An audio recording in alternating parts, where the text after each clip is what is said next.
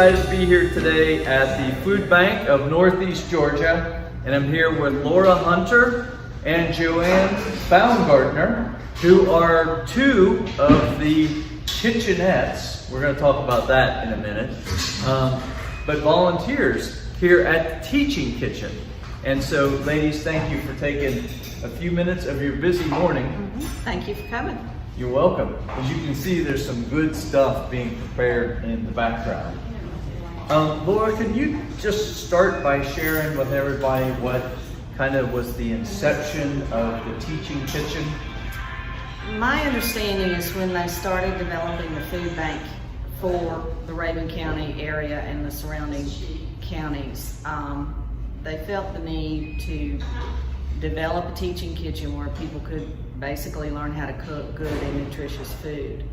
And so this teaching kitchen was part of the plan. My understanding is that it's one of the few teaching kitchens affiliated with any food bank in the country. So we're very lucky to have it here. It is a state-of-the-art kitchen with fabulous supplies and appliances. Yeah, and it's beautiful. It is beautiful. If you feel like you're stepping into the food channel, I mean, it's A TV kitchen. Yes. It's a true teaching food channel experience. when you Yes. come in. Now, Yeah. can you take someone like me and make my terrible food taste good? In time, we might be able to do that. I don't know. Try. I'm a lost cause, but we'll work on the other Yes. people that The first thing we do is we're going to give you a knife. Well, I like knives. Okay. Knife skills are very important. That's one of the Yeah. first things that we do review with people when Okay. they first come into the kitchen. Is how do you use a knife Even the in a kids. safe way? Yeah, so a good point. It's kind of like a culinary school and a series of lessons, if you will. And yeah. So can you just talk about some of the activities, events that you have, and how people that are interested in taking advantage of some of those can find out about them, and then what that kind of involves? Well, pre-COVID, we offered lots of classes to kids, teens, and adults in basic cooking skills and nutrition. We also had specialty classes for things like canning, fire cider, dolmades, ethnic cooking, homemade pizzas, homemade pastas, that kind of thing. We also had events that are fundraisers for the kitchen. We had a chef cook-off, we had Mountain Chef dinners, we had Sunday night suppers. We had all kinds of things, and then it also happened with COVID. And we are working on getting our volunteer corps back together and getting ready to reopen as soon as we are able to do that safely. Yeah. The kitchen relies on our volunteers, so it's real important for us at this time to get our volunteers back in the kitchen, get them familiar with it, so that when we start having events, we have the personnel to cover the needs of the class. Yeah, to do all that work. Okay. Right. So. And our volunteers do everything from prep work to basically waiting tables to working the dish pit. Yes. Okay. Washing dishes. Washing dishes. I'm trying to pick up the vernacular Yeah. as we go. So, folks that have volunteered in the past, get ready to come back, but you're also looking for volunteers now. How Yes. do folks sign up to be a volunteer here at the Teaching Kitchen? Well, they call in to the food bank and we'll take your name and number and we'll get back in touch with you and explain what it is we need and what would be expected of you and what we can offer. And then we'll get you in here and put a knife in your hand. And you can also follow us on Facebook. We do have a Facebook page, and a lot of our information will be on there. There. Yes. Keep So up we, with it. we will link that to this feature. Thank you. So people can easily get to that. What about the cost to the public? Because it sounds like this is very valuable for people to learn all these culinary skills, canning, and chef's cook-offs. And again, there might be hope for a neophyte like me. Yes. We're working on that. A lot of the classes that will be coming up when we are able to reopen will be free of charge. Yes. According to what James has told us, the donations have been very generous coming in for the teaching kitchen, so we're very excited that we are going to be able to offer classes at no charge. Yeah. So, you know, we have to keep the donations coming, which we really thank our community for, because Yes. they are great supporters. But we're very excited that we will not have to be charging for classes. Yeah. We're just There will very be some thankful. classes that will have a charge, but Yeah. the majority of them won't, as we know it right now. And then the special events, they'll have a charge to them. Yeah. And that's will fundraising. go back to They're supporting fundraising. the kitchen. Yeah, you mentioned Yeah. that, right, the fundraiser specifically. And by the way, James Brim, who is the director of the Mountain, I think, region is the way Mountain they- Branch. Mountain Branch, right, of the food bank. And we're gonna come back and talk to James as well, but we thought we'd talk about the food, or the teaching kitchen, specifically today. You mentioned, children, that you've got classes for children. And one of the things that I'm on a mission to sort of destroy as a myth is that there isn't enough for children to do in Rabun County. It's just another option.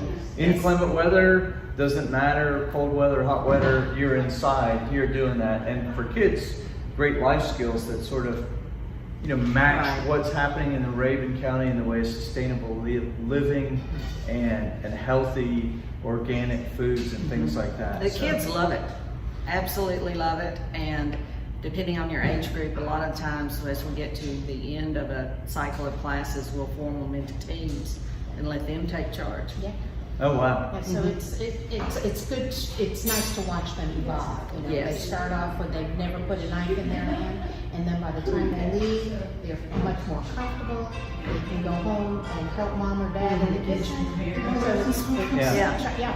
Be So an assistant and help mom and dad out. Yeah. So, And hopefully some of our older kids will come back and become assistants here. yeah. Yeah, because we're in the process of we're hoping to start in October our junior chef program, and then a master chef program, which would be for those children who've already gone through the first series. We Yeah. can take them to the next level. So we're hoping to get those started in October. Working on it. We're Yeah. working on it. Soon. So visitors to Rabun County, in addition to people that live here, anybody can sort of participate that can get here, right? Yes. Yes, the last few big events that we had before COVID, we had a whole lot more people here than we had ever seen that had come from further away than we usually see. Yeah. Yeah, awesome. So we hope they'll come back.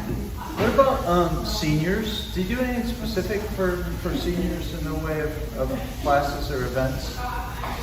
We hope to offer some diabetes training. We would not be doing the teaching on that. We would be assisting. It's in our planning, but that's as far as we've gotten with it. Yeah. A lot of what we're talking about will probably be more 2022 than the end of 2021. Our seniors are probably our best volunteer group. The retired group that are looking to help out Yeah. come in, and they're our strong They volunteers. So Behind us. Yeah. we're glad to have the retirees come in and volunteer, because for the most part, they're pretty good cooks too. So Yeah, they've got to have a lot of practice at it, Yeah. right? So, that's right. yeah, absolutely. Just another demographic. A lot of people don't realize that Rabun County has the 5th largest percentage of seniors of any county, in Georgia. You stop to think about it and you realize that, but that's another group that I always try to highlight. Activities and volunteering opportunities are great, especially for those folks that have a little bit more Yes. time on their hand. Sure. Yes, and a lot of experience with the knife. Yes. Yeah, let's talk about knives. I'm not so sure, but anyway. So you mentioned a couple of things that are out there. Is there anything else that's upcoming sort of the next few months in the way of events or anything like that that you'd like to? One of our first big events, we're hoping for the end of September, is we're going to have a thank you to the community here in the food bank, where we're going to invite all of our community that supported us during this past year and a half. Yeah. And also the people that have contributed. We want to bring in And our first responders. Of course, we want to bring in our first responders. We want to bring in our teachers. We want to bring in our grocery store workers. Yeah. We want to bring just to thank Everybody them who helped. for helping us get through the past couple of Yeah. Yeah. And that's going to be right here by we haven't talked about where the food bank is, but if you don't know where the food bank is, it's in the Covered Bridge Shopping Center. It is impossible to miss because it's sort of on the northeast corner, if you will, of that, and the teaching kitchen is right over here. But the Covered Bridge Shopping Center, which is just before you get to Chichero, and I guess that's Savannah. Savannah, Correct. West Savannah. Yeah, on 441, the main north-south coming through Rabun County. And, you know, if you call ahead, you can get a really good tour of the food bank. James will, or someone here at the food bank will give you a tour of the facility, and you will be amazed Yes. at what we have here.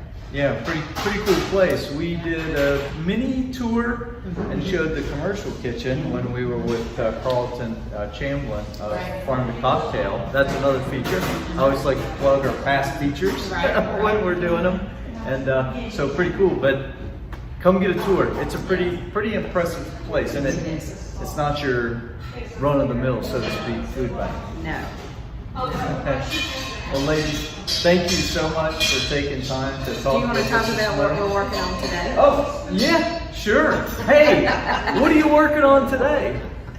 Today, we've got our volunteers helping us put together sample tastings of a mac and cheese with ham casserole that we will freeze.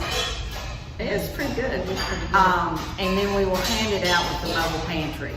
That we've been doing this for several months now, where the mobile pantry recipients will also get a sample of a teaching kitchen recipe handed out when they come through.